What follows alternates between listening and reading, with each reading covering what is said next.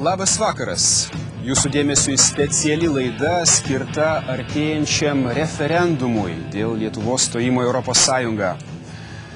Eurointegracija paveiks daugybę gyvenimo sričių, bet šį vakarą mes esame sutarę šnekėtis apie poveikį šalies ekonomikai. Tad pristatysiu mūsų svečius. Svečiai agintuojantis pasakyti taip referendume. Tai Viktoras Uspaskich, Seimo ekonomikos komiteto pirmininkas. Kazimiera Prunskienė, Seimo valstiečių ir naujosios demokratijos partijų frakcijos seniūnė. Eugenijus Maldeikis, Seimo liberalų demokratų frakcijos seniūnas. Toliau mūsų svečiai agintuojantis pasakyti referendume ne. Tai Giedrius Šarkanas, politologas. Labas vakaras. Albertas Koviera, verslininkas. Labas vakaras. Ir Rolandas Paulauskas, Tautos pažangos partijos vadovybės narys, nepriklausomybės akto signataras. Labas vakaras. Sveiki atvykę į mūsų laidą.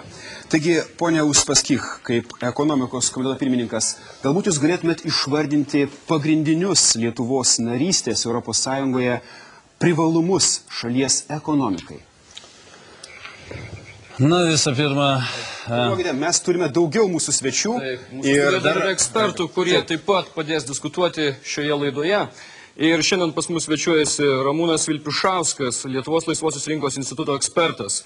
Rasa Duburaitė, Seimo ekonomikos komiteto padėjėja. Algirdas Paleckis, knygų apie Europos Sąjungą autorius. Ir taip pat tie, kurie nepalaiko stojimo į Europos Sąjungą, tai yra taip pat mūsų studijos svečiai, ekspertai, tai Pranciškus Šliužas, ūkininkas, Marius Kundrotas, tautinio jaunimo atstovas, bei Julius Panka, istorijos mokytojas. Labas vakaras visiems. Tęsiant prie pradėtų nagrinėti klausimą, ponia Uspaskich.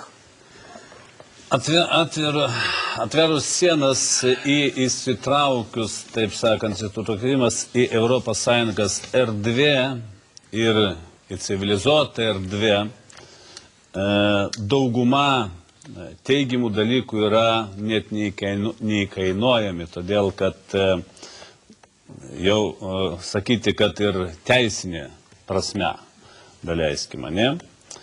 Ir verslo teisė, mokesčių administravimo teisė, naujos technologijos, tai reiškia modernizavimas, saugumas, tai iš vis sunku įkainuoti, kiek tai kainuos saugumas įsitraukius į civilizuotą pasaulį.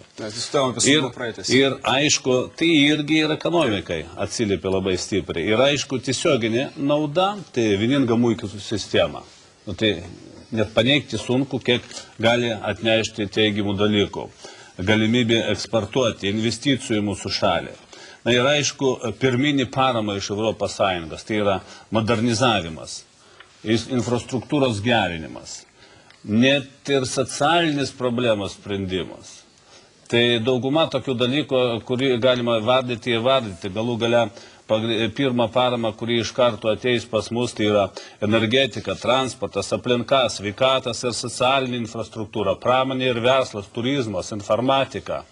Švietimas, užimtumo priemonės, žuvininkystė, kaimo plėtra, žemės ūkis. Tai yra tiesiog tai, ką yra iš tikrųjų. Galų gale, nežinau, ką jūs kalbėjote, nors reikia žinoti, ką jūs kalbėjote kituose laiduose, iš vis įsitraukimas į bendrą civilizuotą erdvę, paprastam žmogui, iš vis piliečiai, atvers didesnį galimybę.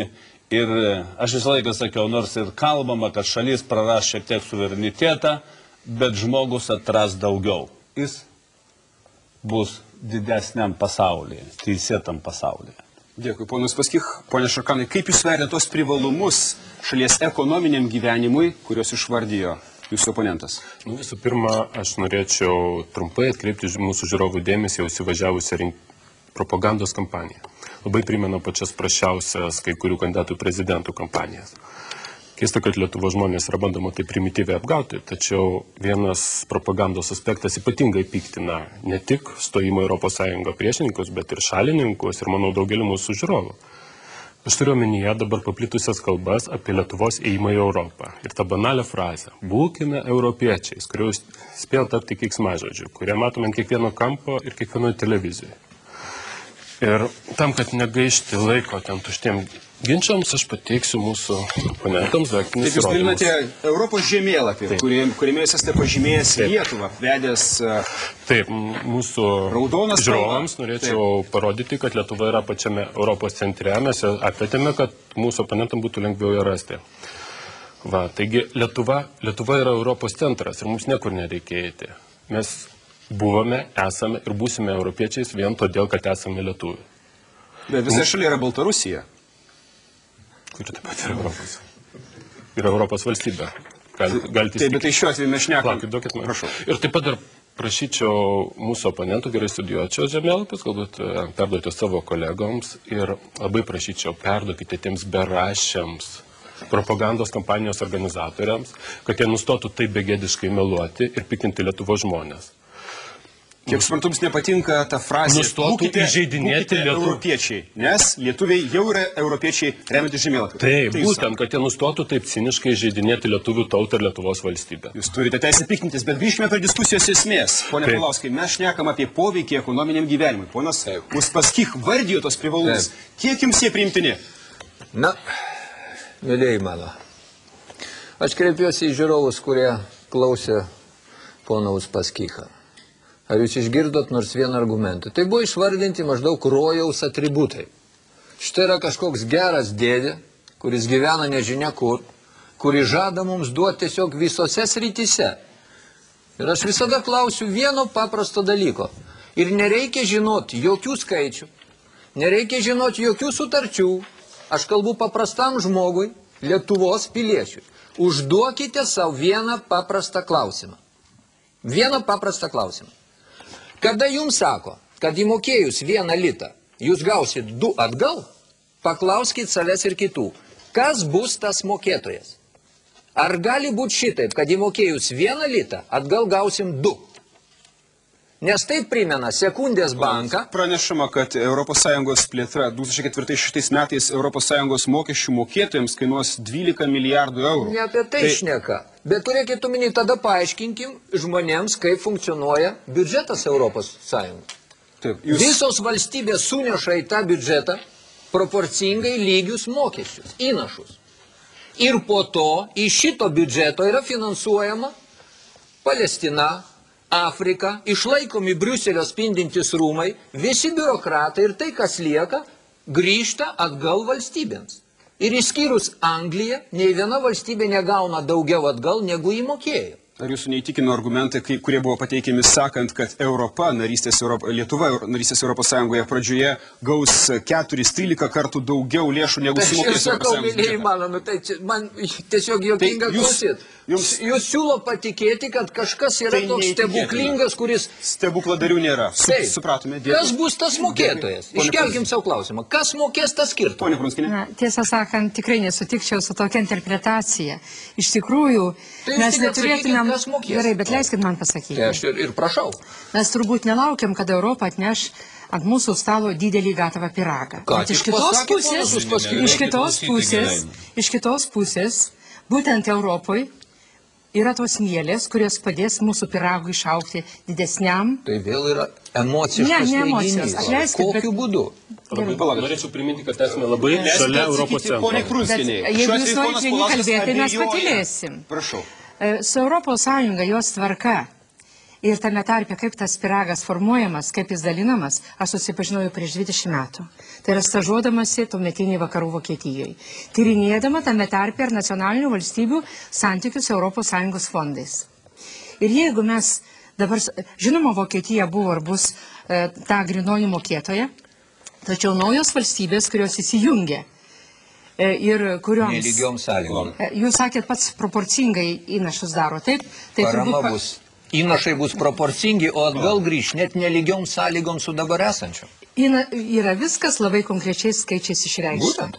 Labai konkrečiais skaičiais. Ir Lietuvos grinasis rezultatas, gerbėmieji, per tuos 3 metų sudarys apie 6 milijardus litų. Tai yra faktas. Tai yra skaičiai, kurie yra pagristi. Negalima šito palikti be komentaro. Nes jūs kalbate apie virtualius pinigus. Kodėl virtualius pinigus? Ne virtualūs pinigai. Kitas dalykas... Struktūrinių fondų pinigus. Bet jeigu jūs truputį pakentėtumėte porą minučių, tai būtų tada aiškiau. Ne, nuo temos nukrypsim. Reikalas tas, kad ta bendra nauda ilgainiui formuojasi per didesnį ūkinį aktyvumą visoje Europos Sąjungoje, per galimybę daugiau gaminti ir daugiau parduoti, sukurti daugiau vietų, todėl kad Europa įsisavina naują erdvę ir mes įsikomponuojam į šitą erdvę. O jeigu jūs tuo abejojate, tai žinoma, abejoti visada galima. Kitas dalykas, kad mūsų rūpestis yra ne tik tai gauti iš Europos lėšas, bet mūsų rūpestis atitinkamai pasiruošti tai įsisavinti tiek vyriausybei, tiek ir ūkinėms struktūroms. Kitaip tariant, tą galimą paramą mes galime ir praganyti, jeigu mes aktyviai nedirbsim ir vyriausybė nepasirūpins. Kitaip sakant, ponė Prunskienė teigia, kad yra geras dėdė vakaruose, kuris nori maitinti. Nėra geras dėdė. 80 milijonų. Bet 40 milijonų Lenkų irgi tikisi gauti daugiau negu įmokės. Tai kažkas turės dengti tą skirtumą. Dėl gero dėdės. Staiga viskas pasikeistų. Dėl gero dėdės. Visų pirma, aš noriu atsakyti į teiginius apie Lietuvą ir Europą. Aš sutinku, Lietuva randasi geografiniai Europai. Ir centre, ir net galiu pasakyti, Kitainiai, tai yra centriausias.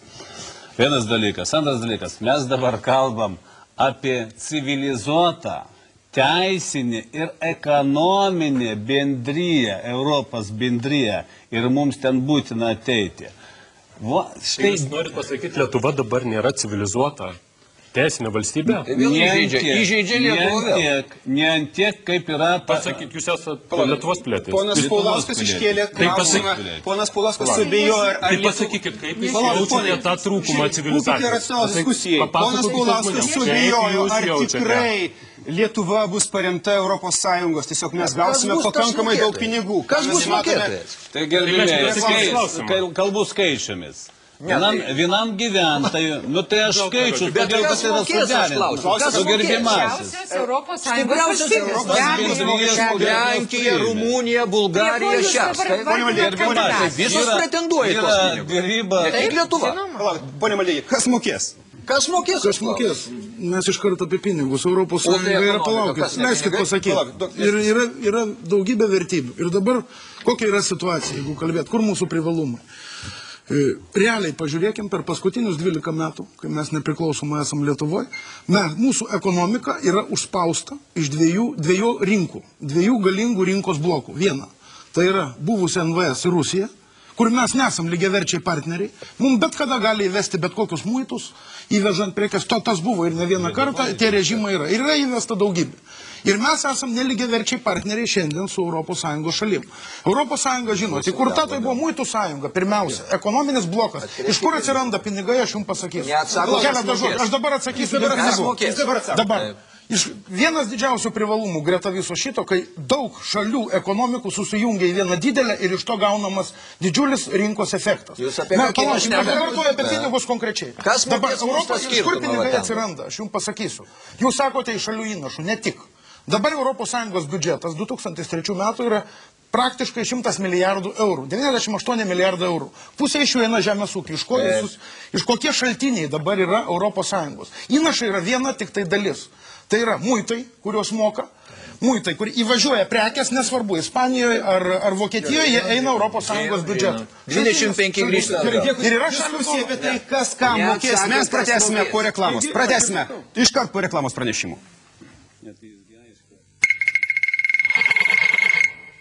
Schwarzkopf pristato Dry Weather Taft. Londonas, lietus. Šukuosena su Taft ypač stilinga. Saharos dykuma, saulė. Šukuosena su Taft nepriekaištinga. Rio vėjas. Šukuosena su Taft atrodo idealiai. Dry Weather Taft. Visada tobula. Beveik visada. Dry Weather Taft. Schwarzkopf. Profesionali jūsų plaukų priežiūra. Dalyvaukite Jėvinės gimtadienio akcijoje. Pirkite Jėvinės gaminių ir laimėkite naudingų prizų. Sveiki, aš ir vėl čia. Rex skalbimieji milteliai su aktyviaisiais perlais.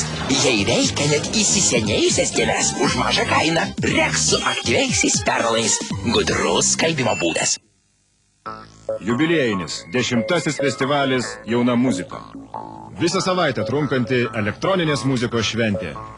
Balandžio 9-16 dienomis E-muzika 2003 pristato žymiausius Rusijos, Suomijos, Austrijos, Švedijos ir Lietuvos elektroninės muzikos projektus. Koncertų vieta – Tolerancijos centras Naugarduko gatvėje ir Nacionalinis dramos teatras. Pagrindiniai rėmėjai – Sintagma, viešbučiai Europa, NAUF, Lietuvos rytas, LRT, Daidas. Nežinau, ar pavyks visą tai išvalyti. Nagi, pažiūrėkim.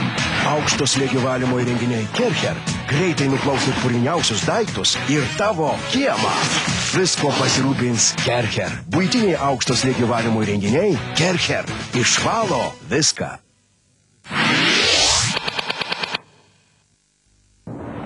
Skandalingi statybos bendrovių bankrotai. Prarastos viso gyvenimo santaupos. Kova už teisę įsikelti į nuosavą būstą. Laidoje Pinigų karta. Antradienį 9 vakare per Lietuvos televiziją. Loterija sekmadienio loto. 1 kiaušinis 10 000 litų. 2 kiaušiniai, 3 kiaušiniai, 4 kiaušiniai, net 5 auksiniai kiaušiniai. Skubėkite, liko tik 1 savaitė.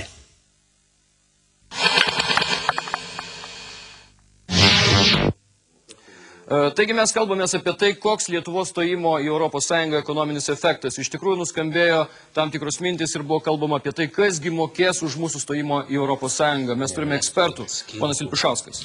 Į tokį primityvų klausimą galima labai tiesiai primityviai atsakyti, mokės Vokietijos mokesčių mokėtojai. Bet aš noriu pasakyti, kad šitoks klausimo kelimas rodo visišką neišmanimą Europos Sąjungos ir suvulgarinimą narystės joje poveikio, todėl kad pagrindinė nauda bus iš dalyvavimo vidaus rinkoje, o ne iš struktūrinių fondų ir dažnai netgi ir euroentuziastai daro šitą klaidą akcentuodami būtent pinigus. Bus naujos galimybės, reikia tikėtis, kad žmonės patys galės jomis pasinaudoti, o kalbėti apie tai, kas mokės, kas mušiaups, yra visiškai nekorektiškas pateikimas. Bet ponas Paulauskas sako, kad vis dėlto įdėjus litą negalima tikėtis gauti 2. Tai kodėl tada žmonės bankė laiko pinigus? Palaukite, Europos Sąjunga ne bankas. Ponas Paulauskas. Yra kiti bankai. Palaukite, dar ekspertai. Aš noriu pasakyti, kad Europos Sąjunga tikrai nėra bankas, į kurį Lietuva įneša savo kažkokį indėlį. Tai yra žymiai plačiau, tai yra organizacija žymiai platesnė negu bankas. Ir aš dar pasakysiu, jūs klausėte, kas mokės. Tai kas skirtumą dengs? Ta pelna, kur mums rodo lentelės. Europos Sąjungos biudžetą sudaro, kaip jau ir minėjo ponas Maldeikis, ir įnašai, ir mokesčiai, ir daugiausiai, jeigu taip supaprastinant šnekant, tai įneša į Europos Sąjungos bendrąją kasą šiaurinės šalis, tai yra pradedant Vokietiją ir į viršų. Bet čia, ponė Palecki, vartojamas toksai terminas virtualūs pinigai, kad mes pirmą pradėsime mokėti nario mokestį, o tik po to kažką gausim, kažkokias subsidijas. Yra numatyti dėrybų rezultatuose mechanizmai, kad taip neatsitiktų, kad būtų Lietuvos biudžetinė situacija teigiama, o ne neigiama dėl šito dalyko. Kokie tie mechanizmai? Visiškai savokas. Sudaręs sąlygas, kokie tie mechanizmai? Yra sutarta dėrybose, kad jeigu staiga atsitinka taip, kad Lietuvos biudžetas eis į minusą, tai nebus šita situacija leidžiama, kad atsitiktų ir bus mokami pinigai Lietuvai daugiau pliusą negu į minusą. Tai yra dėrybų rezultatas. Kad kažkas nuolat mums primokės. Ne, tai palaukit. Ir be to aš noriu pataisyti jūsų kai kurios neteisingus pasakymus. Sakot, mokami pinigai biurokratam ir Afrikai Palestinai. Tai yra labai maža dalis. Biurokratam ES moka 4,5% viso biudžetą. Afrikai ir Palestinai dar mažiau. Pusė biudžeto, beveik pusė biudžeto eina žemdirbiam, skaitant ir mūsų. 35% eina skurdžiom šalim. Deja ir Lietuvai reikia paskaityti. Aš juk apie tai šneku, negalima sunešus į krūvą tam tikrą kiekį pinigų, visiems iš ten gauti daugiau. Tai yra nelogiška elementariai. Pone Vilpišauskai, jūs esate ekonomistas. Ir Vokietija mažiau, ir Prancūzija. Kas atrodo ponui Paulauskui nelogiška? Vienas dalykas moka už tai iš tikrųjų Vokietija daugiau ir man neaišku, kas čia yra nesuprantama, o moka todėl, kad yra kiti motyvai, yra saugumo motyvai, yra kitokie motyvai, dėl ko Vokietija suinteresuota ES plėtra. Tai visiškai akivaizdu, tiesiog mes šitoj laidoj kalbam apie ekonominius klausimus. Ne vien ekonominiai klausimai lemia tai, kas kiek įneša į ES biudžetą ir kas pasiryžęs tai mokėti. Ar mes sugaišime visą laidą, pone Paulauskai, šiam klausimui nagrinėti? Yra daug svarbių dalykų, nedarbas šiuo atveju. Didelė problema visiems. Kaip stojimas į ES galėtų sumažinti nedarbą šalyje? Ponios Uspaskich. Aš noriu vis tik taip užbaigti tą klausimą, kas mokės. Nėra konkrečio vokiečio ar belga pavardį, kuris sumokės lietuviams. Yra sudaręs sąlygas, gaunasi ekonominis efektas. Kokiu būdu? Tai yra ilgesnė tema. Ekonominis efektas mokės, tai vienas dalykas. Muito mokesčiai mokės ir galų galę perteklinis prekės, kuris bus eksportuojamas iš ES ir jis mokės kaip tik tą įnašą, kur sudaro 98 milijardai litų. Eurų. Konkrečio žmogaus nėra su pavardė. Tai yra efektas gaunasi. Galų gale saugumas, mes pasakėm, kada bus saugumas, mes tikimės 3 kokį kartus mažiausiai padidės investicijas į mūsų šalį. Tai jeigu investicija, tai ir iš karto darbo vietų kūrimas. Atskiras klausimas. Modernizavimas galų gale. Aš net apie tai klausiu diskusiją, praplėsdami dar sykį mūsų oratorių ratą, Raigardai. Kadangi mes išgirdome argumentus už ES, dabar reikia išklausyti euroskeptikų nuomonės ir ką jie regi blogo ekonomikoje Lietuvos, kuomet Lietuva įstos ES. Ponas Panka. Labas vakaras. Aš norėjau tokią trumpą repliką pasakyti, kad pačioje laidos pradžioje ponas Uspaskich pasakė, kad įvardintamas tą rojų ES, kuris bus Lietuvoje, jisai pasakė, kad Lietuva praras dalį suvereniteto. Tai norėčiau paklausti, kiek galėtų tokį teorinį klausimą. Mes ne apie suverenitetą kalbame, mes kalbam apie ekonomiką. Taip, bet... Kas jums ekonomikoje nepatinka? Būtent ekonomikoje tas klausimas, kurį iškėlė ponas Paulauskas, būtent, kad mokėjimas Vokietijai jau tikrai daug pinigų investavo į rytų Vokietiją. Ir kaip buvo pasakyta, čia ekspertai kiti sakė, kad mokės Vokietija. Tai kiek ji dar galės mokėti? Čia didelis klausimas. Ir tikrai... Jūs netikite, kad gali mums padėti? Aš netikiu, kad tai yra labdaros kažkokia tai valstybė. Istorijoje niekad nebuvo labdaros valstybių, kurios... Tai kodėl mes ten veržėmės taip į ES, jūsų nuomonė? Na, aš manau, čia veržiasi tie, kurie mus veda į tą ES. Jie veda kiekvienas iš esmės dėl skirtingų priežasčių. Tie, kas veda, tai jūs turite omeny Seimo nariai? Taip, Seimo nariai. Jūs manote, kad jūsų išrinkti yra kvaili? Na, aš taip nesakau. Tiesiog žmogus nebūtinai kvailas, kuris siekia savo arba savo kažkokiam tai verslui arba dar kažkam naudos. Tai jisai nėra kvailas. Pono Kundrato mintis. Čia buvo užsiminta apie Baltarusiją šitos diskusijos metu ir aš pastebėjau, kad labai dėsningai, jog vos tik tai užsimenama apie kažkokią alternatyvą ES, tai iš karto metama Baltarusijos korta. Aš tai asmeniškai vertinčiau kaip argumentų neturėjimą, kadangi kiekvienos valstybės socialinį, ekonominį ir politinį kelią tai nulėmė daugybę faktorių, ne vien tik tai jungimasis ar nesijungimas į vieną ar kitą sąjungą. Kas yra blogai ekonomikoje? Aš kartuoju klausimą. Ne, tai aš, ta prasme, norėčiau užbaigti. Kas? Tai prašom. Tai vat būtent, reiškia, ką aš norėjau pasakyti, kad reiškia, yra daugybė pavyzdžių šalių, kurios nesijungia į jokias sąjungas ir reikėtų nuodugniau patyrinėti, kodėl, pavyzdžiui, Albanija pasirinko autarkijos kelią ir nuskurdo, o, pavyzdžiui, Norvegija nesijungia į jokias sąjungas ir klesti. Arba, pavyzdžiui, kodėl Baltarusijoje įsivyravo... Jeigu mes įdėtume naftos statinių, tai galbūt ir mes niekur nesijungtume. Ne, tai gerai, paimkim tada kitą pavyzdį, paimkim Singapūrą, kurio ištekliai yra dar prastesni negu mūsų, dar menkesni. Tai be abejo, kurie, reiškia, nesijungia į jokias sąjungas, tačiau sugebėjo pakelti savo ekonomikos konkurentabilumą. Tai aš siūlyčiau daugiau panagrinėti tokias pavyzdžius ir orientuotis daugiau į juos, o ne eiti į Europos Sąjungą, kur tikimasi, kad kažkas tai, reiškia, paims iš mūsų pinigus ir juos už mūsų paskirstyt. Mes jau tokį rojų turėjom, kur iš mūsų paimdavo ir už mūsų skirstydavo. Gal norite atsakyti, ponė Maldeikį? Šiuo atveju... Aš norėčiau atsakyti ir tą, ką mes anksčiau nuo pradžių diskutavom. Kokie motyvai yra? Motyvai tai yra ekonominė sąjunga Europos.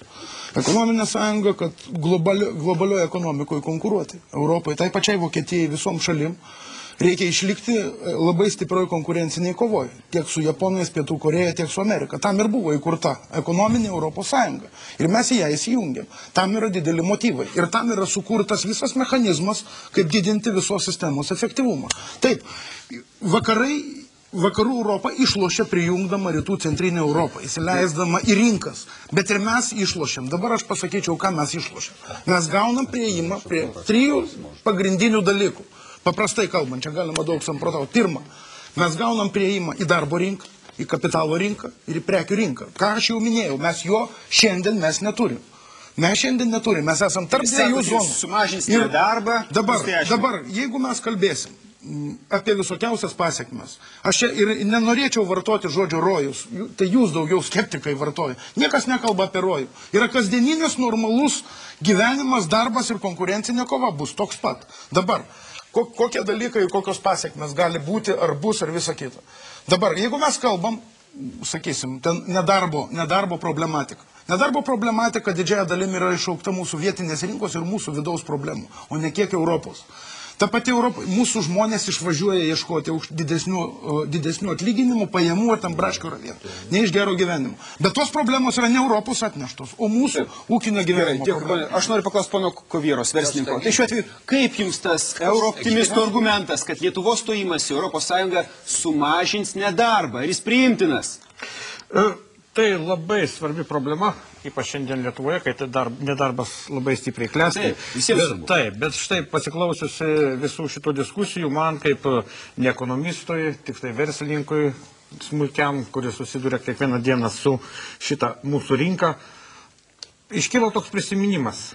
Man senelis savo laiku pasakojo, kaip Žagarėje vienas verslininkas atidarė alaus fabrikėlį ir targavojo alumi aplink Žagarę. Pas jį atvažiavo verslininkas, kitas Šiaulių gubernijos Bravoro atstovas ir klausė jo, tai kiek tu gavai pelno per praeitus metus? Na, jis ten pasakė sumą kažkokią, tai kurią jis gavo, šitas gubernijos Bravoro verslininkas įsitraukė pinigus, padeda ant stalo ir sako, brolau, tu man metus alaus negamink, to visas pelnas už tos praeitus metus ir praėjus metams galėsi vėl gaminti. Po metų jisai pradeda gaminti alų, bet fabrikėlis tai jau nebeveikia. Vamdžiai užudijo, prakiūro, šis tas. Jis pasiima tos pinigus, kurios gavo už metus, suremontuoja fabrikėlį, pradeda gaminti alų. Bet jo alaus jau niekas nebeperka. Ir jis tampa bedarbiu. Jisai yra bankrotas. Ir dabar iš to išeinant, pasiklausius žiniasklaidoje skleidžiamų propagandos apie šitą mūsų stojimą Europos Sąjungą, man iš karto iškyla mintis, kai yra... Bet propagandos, žiūrėkit, jie aiškiai aiškina, kodėl padaugės darbo vietų, šiuo atveju investicijos. Taip, bus investicijos, Europos Sąjungos įmonėm priimtina žemesnė Lietuvos darbo jėgos kaina. Aš dabaigsiu iki galo. Buvo tik teiginiai, pilietybė darbo. Argumentų pasakyti, gerbėniai, neleido paprasčiausiai. Štai, dabar mūsų žiniasklaidoje labai propaguojama idėja, kad bus mokama už supjaustytus laivus. Tai yra, mūsų žvejams nereikės žvejoti, jie supjaustys laivus ir turės pinigų. O ką jie dirbs? Ir praeitoje laidoje vienas labai garbus mūsų valstybės atstovas viename interviu pasakė, kad mes iš Europos Sąjungos, žemdirbiai konkrečiai, gaus pinigus už pieną, kurio jiems nereikės melžti ir nereikės pridavinėti. Ką tai reiškia? Bet jis nepasakė vieno dalyko, kad tas išmokos bus tik 3 metus. Per 3 metus bus išpjautos karvės. Ką darys šitie žmonės po 3 metų? Kągi, mes atsakymo, ar tikrai stojimas į Europos Sąjungą sumažins nedarbą Lietuvoje, ieškosime iš karto reklamos. Gerai, ieškokime.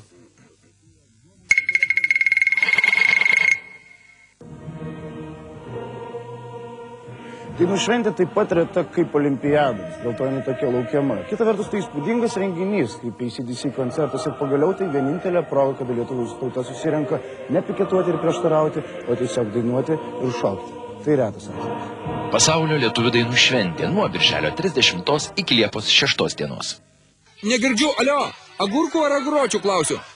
Eikų, pasanės telefonas? Keičiam pomidorą.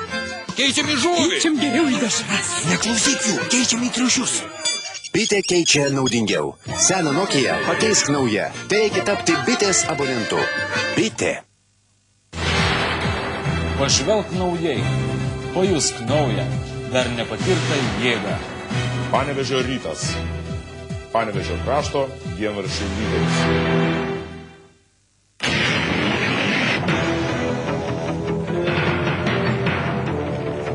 Kiekvieną pavasarį Lietuvos padangę padengia dūmai deginamos žolės.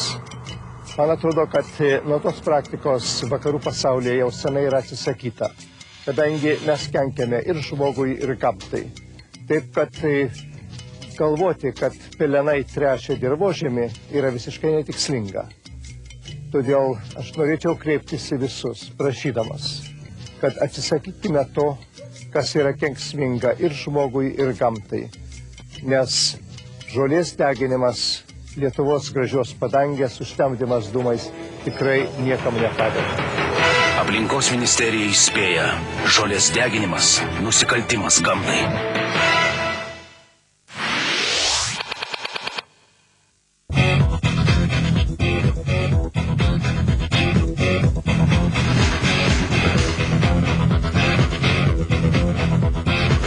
Kiekvieną pirmadienį 22 val. Kultūros namai su Aiste Mažutyte.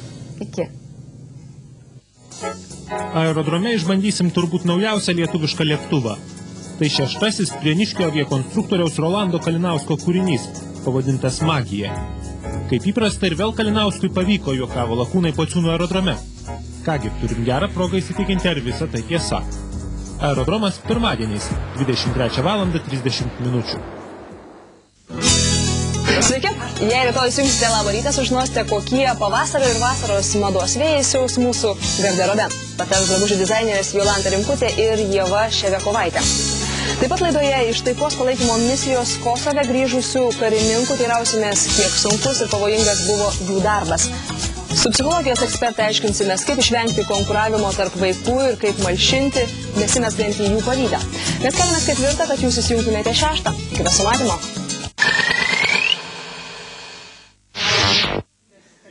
Prieš reklaminę pauzę mes kalbėjomės apie tai, ir iš tikrųjų Lietuva įstojus į Europos Sąjungą nedarbo lygis kris Lietuvoje. Noriu paklausti eksperto Ramūno Vilpišausko. Kaip jūs galvojate? Pirmiausia, reikia pasakyti, kad nedarbo lygis priklauso nuo žmonių verslumo. Verslumo savo ruoštų priklauso nuo to, ar yra galimybių, kur pasireikšti. Ir aš dar kartą noriu pasakyti, kad Europos Sąjungos pagrindinis privalumas yra bendroji rinka. Ir įstojus į Europos Sąjungą, pašalinus likusias kliūtis laisvam prekių, paslaugų, kapitalo ir žmonių judėjimui, turėtų atsirasti daugiau galimybių žmonėms panaudoti savo kūrybinę energiją. Bet ar nėra pavojaus, ponia Vilpišauskai, kad geriausi protai nutekės į Europos Sąjungą ir mes liksime čia, Yra, bet toks pavojus yra ir dabar, o jeigu šalyje vyks ekonominis augimas, tai didesnė tikimybė, kad tie žmonės čia pasiliks, nes jie galės daugiau čia uždirbti. O apskritai nuo nedarbo niekas nėra apsaugotas ir ne Europos Sąjunga lemia nedarbo lygį. Yra tik vienas iš veiksnių. Jį lemia tai, kaip lengva pereiti iš vienos srities į kitą, kaip lengva susirasti naują darbą. Ir čia pagrindinį vaidmenį tiek Europos Sąjungoje, tiek Lietuvoje vaidina ir vaidins valstybių narių politika, o ne Europos Sąjungos sprendimą. Ir todėl nereikia vėlgi suvulgarinti Europos Sąjungos ir sakyti, kad nuo jos priklausys, kas turės darbo, kas jo neturės. Bet dar kaip argumentas pateikiamas tai, kad iš tikrųjų mūsų įmonės turės įsigyti sertifikatus įvairiausius, suderinti maisto kokybę su ES reikalavimais ir iš tikrųjų 1/3 įmonių bankrutuos, netgi taip sakoma. Iš tiesų reikės pristaikyti prie naujų standartų, šitas procesas vyksta jau dabar ir to nereikia neigti, nes taip yra, bet tuo pačiu atsirasi naujų galimybių. Ir dažnai toms įmonėms, kurios turi pristaikyti prie naujų standartų, suteikiamos lėšos investuoti į naujus įrenginius.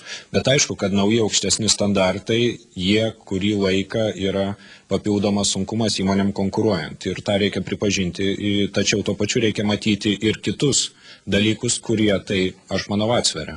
Pone Duburaitė, jūsų mintis? Aš trumpai norėčiau įsijungti į diskusiją ir pakomentuoti euroskeptikų išsakytas mintis. Prieš tai ponas Maldeikis labai aiškiai pažymėjo, kad Lietuva yra tarp dviejų stambių blokų – ES ir nepriklausomų valstybių sandraugos kartu su Rusija priešakyje. Nepamirškime, kad Lietuvos geografinė padėtis jau įpareigoja jungtis į vieną ar į kitą pusę. Dabar žiūrėkim, ką mes išlošime, jeigu mes tapsime ES nariais. ES valstybės neveltui vadinamos tam tikrų klubų, kurioje visas žaidimas vyksta pagal tam tikras taisyklės ir principus. Tai gal sutiksite su manim, kad vis dėlto geriau dalyvauti tame žaidime pagal tas pačias taisyklės ir principus? Be to, kaip jūs minėjote, ponas Kovėra, 3 metų laikotarpis ir aš manau pakankamas persikvalifikuoti ir pasiieškoti tam tikrų galimybių rasti savo nišą. Ačiū. Tai vis dėlto, grąžinant mūsų diskusiją į vėžės, aš noriu paklausti pono Uspaskich, tai sudėjus visus žmonės, kurie praras darbą dėl to, kad jų įmonės konkuruos su europietiškom įmonėm, turės persikvalifikuoti, ir taip pat sudėjus skaičių žmonių, kurie gaus naujas darbo vietas dėl ES investicijų, suvedus viską, mes gauname rezultatą sumažėjusi nedarbą Lietuvoje. Aš taip suprantu. Jūs tai sakote? Aš noriu pasakyti, kaip tik gerbiamą verslininką, teiginį, kad buvo kažkas tas sumokėjęs jam, kad jis negamintų ir jis paskui praranda rinką. ES viršūnė buvo sutarta, kad kandidatės būtinai turi pasirengti taip, kad jų kandidačių įmonės galėtų konkuruoti su ES įmonėmis. Tai yra viena iš sąlygų įstojimui. Jeigu Lietuva nebus paruošta, o aš ir nesenai kalbėjau ir vyriausybė pranešime, kad būtina lieka dar metus laiką. Būtinai reikia modernizuoti kompanijas, įmonės Lietuvos, kad jie galėtų konkuruoti. Tam šiandien ir skiriamas lėšas iš vyriausybės programų, iš valstybės biudžeto ir taip toliau, ir jau pradėjo eiti ES paramą tam, kad modernizuoti ūkį, tam, kad pagerinti, patobulinti infrastruktūrą ir taip toliau. Galų gale, aš suprantu, su jumis bus sunku šiandien kažką tą kalbėti. Mano paprastas klausimas, ką mes išlošim, jeigu neintegruosimės į ES? Galiu pasakyti, ir ką išlošim. Noriu atsakyti klausimą. Ir pakomentuoti dėl darbo vietų. Gal atsakykite klausimą, nes ir atsakysiu to labai svarbus klausimas. Savaime bus atsakymas. Man įdomu, jeigu jūs pateiksit daugiau argumentų negu... Tapus ES nariais, per pirmosius 3 metų nuvilnys smulkių ir vidutinių įmonių bankrotai. Kadangi prisitaikyti prie Europos standartų, sertifikatų, normų ir taip toliau reikės galybės pinigų, kurių mūsų verslininkai neturi. Ir, sakykime, Lenkų mokslininkai prognozuoja, kad apie 1/3 Lenkų įmonių bankrutuos. Tai darbo vietų turbūt tas nedidins. Toliau. Kita didžiulis segmentas, kur praras žmonės darbą. Tai yra prekinis žemės ūkis. Prekinis būtent.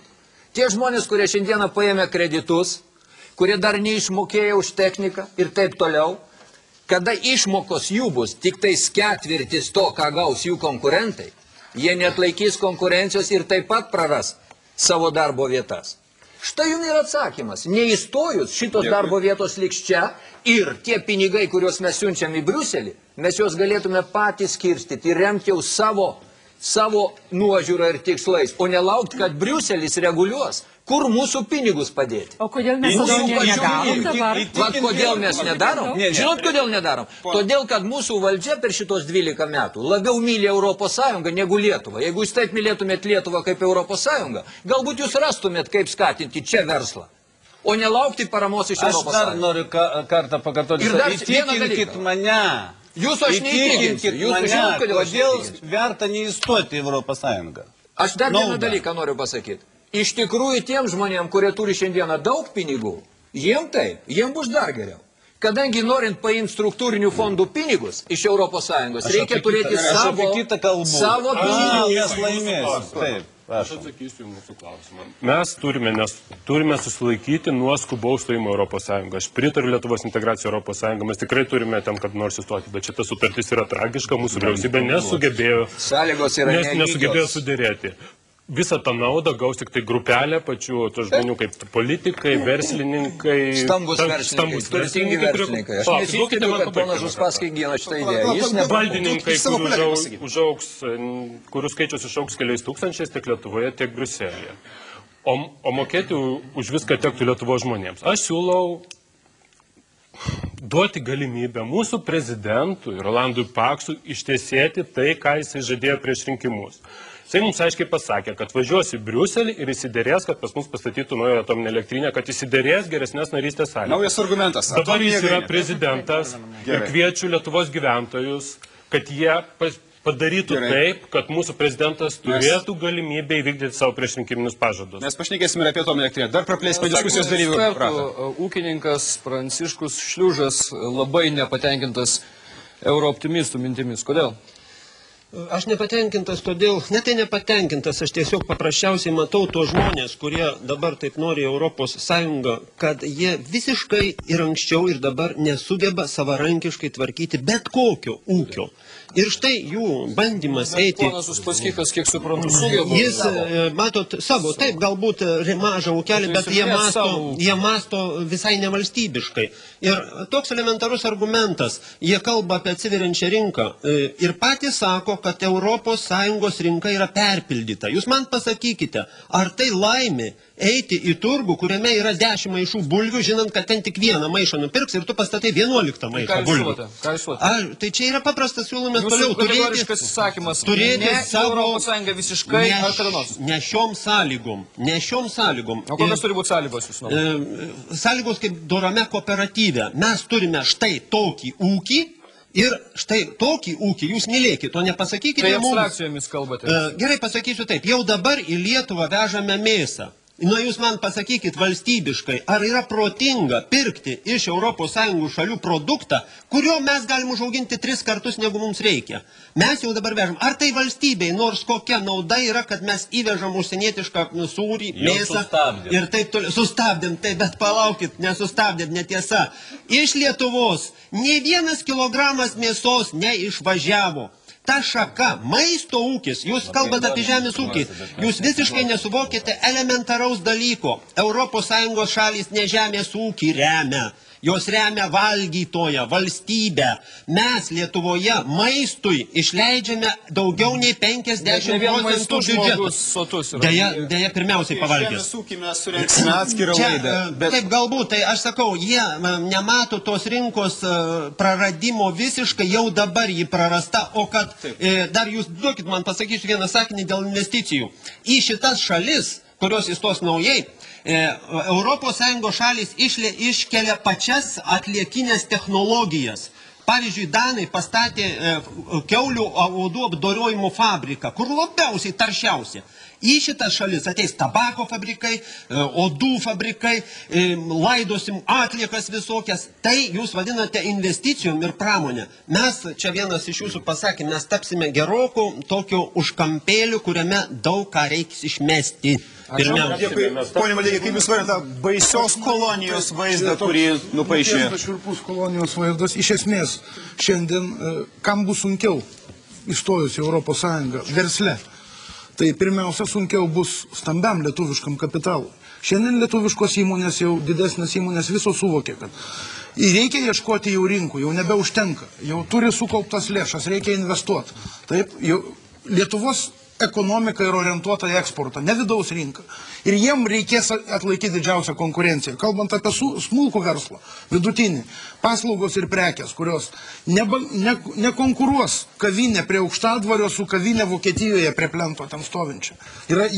Smulkus verslas dirba vidaus rinkoje. Ir čia nuo mūsų pačių priklauso, kaip bus stambaus ir smulkaus kapitalo santykis, kas ką ten dusina. Ir ES tam ir sukūrė daugybę mechanizmų ir saugiklių palaikymui smulkaus verslo. Nuo įvairiausių fondų ten ir pagalbų smulkiam verslui.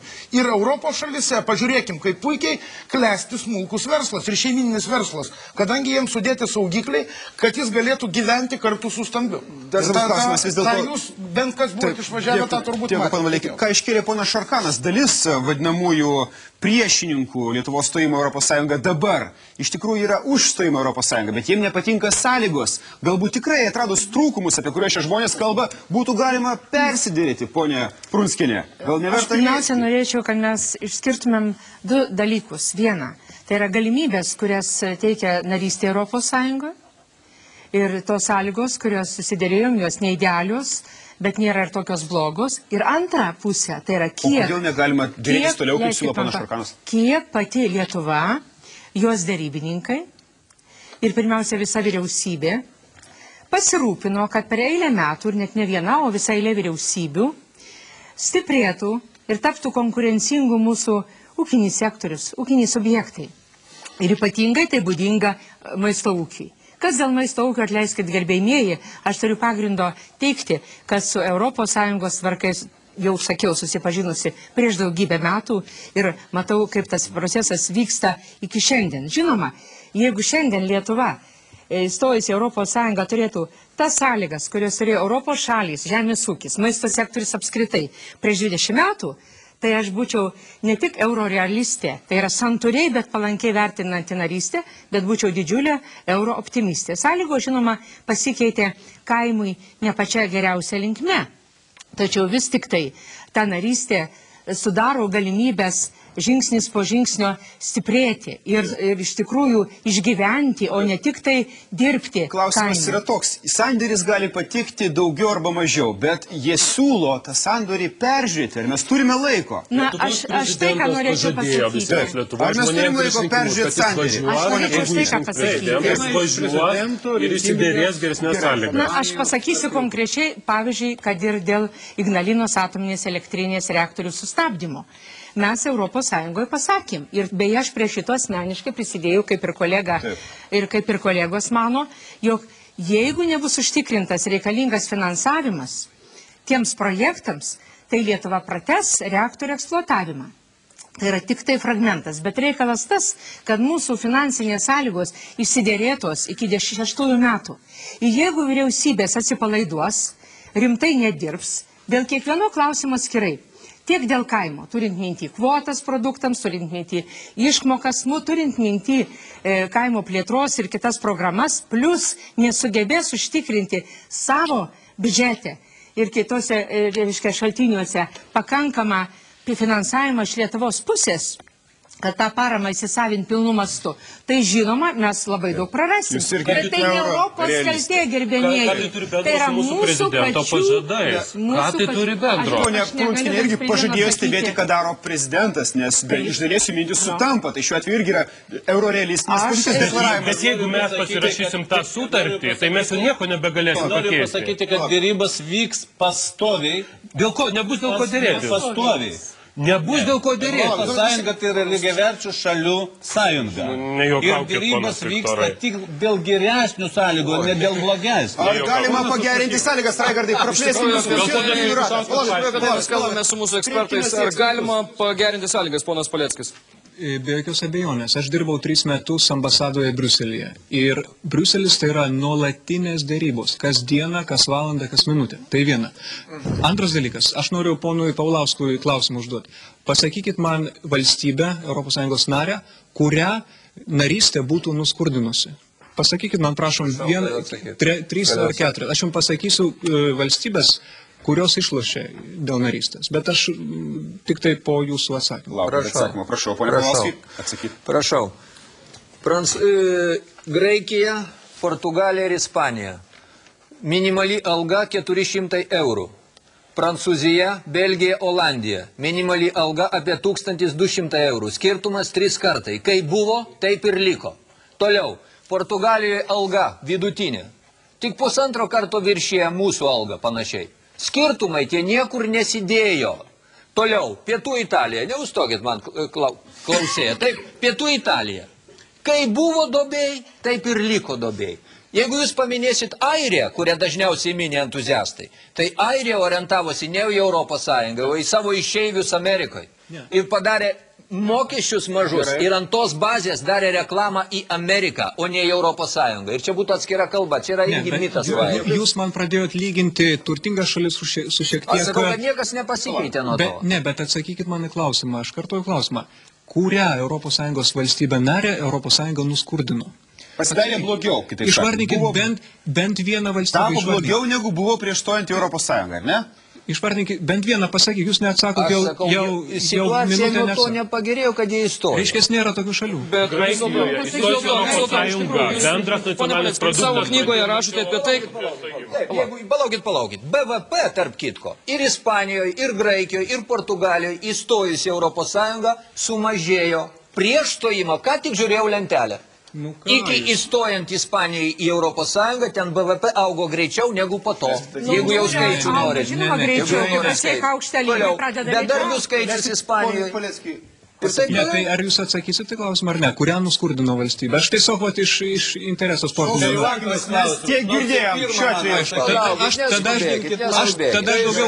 Mes galime iki begalybės kaltinti vieni kitus, neatsakant į klausimus, bet buvo konkretus klausimas šiuo atveju, kritikuojant sutartį. Ar galima dar dėrėtis toliau? Galbūt kažkas iš ekspertų rato dar turi pastabų. Ar galima gerinti dėrybų sąlygas? Nes buvo pastebėta, kad iš tikrųjų pastoviai galima dėrėtis, kiek aš žinau. Labai trumpai, dėl stojimo Europos Sąjungą iš tikrųjų negalima daugiau dėrėtis ir sakymas, kad reikia persidėrėti narystės sąlygas yra švelniai tariant naivus. Įstojus Europos Sąjungoje visą laiką vyks dėrybos, tas tiesa, ir galima bus dėrėtis dėl tolesnių dabar esančių politikos reformų. Ir Lietuva tada turės teisę, turės balsus ir galės teikti savo siūlymus. Pagrindinė problema čia... Kokie gali būti Lietuvos siūlymai, jūsų nuomonė? Tai priklausys nuo to, kokia bus vyriausybė ir kokia bus jos programa. Bet vis dėlto, jūs būtumėt vyriausybės vadovas, pavyzdžiui, ką jūs siūlytumėte? Na, aš pirmiausia žiūrėčiau Lietuvos interesus, tai kad Lietuvos įmonės daugiausia prekiauja su kaiminiam šalim, tai pirmiausia reikėtų gerinti prekybos sąlygas su ne Europos Sąjungos šalimis, kurio verslas, su kuriamis aktualus Lietuvos įmonėms, su Jungtinėmis Amerikos valstijomis, į kurias taip pat nemažai eksportuojama.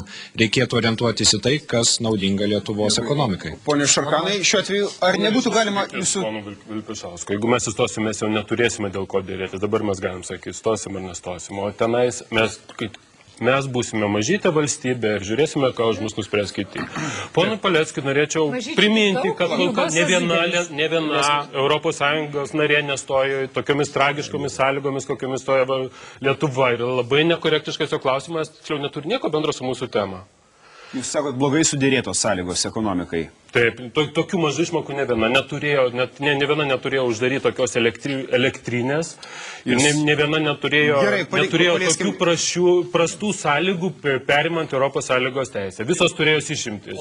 Lietuva nebelio neturėjo. Tikliau turėjo tokios labai reikšmingas. Dar vienas argumentas, į kurį nebuvo atsako šiuo atveju iš eurorealistų, tai pavadinkime pusės. Dėl atominės jėgainės prikišama kaip trūkumas sutarties su Europos Sąjunga. Jūsų komentaras dėl atominės elektrinės. Trumpai iš karto pasakysiu dėl įmokos į mūsų biudžetą vienam gyventojui. Tai bus 537 eurų vienam gyventojui. Tai yra daugiau bus tik Kiprui ir Maltai. Ir viskas. Lietuva stovi viena iš pirmųjų dėl įmokų į mūsų biudžetą vienam gyventojui.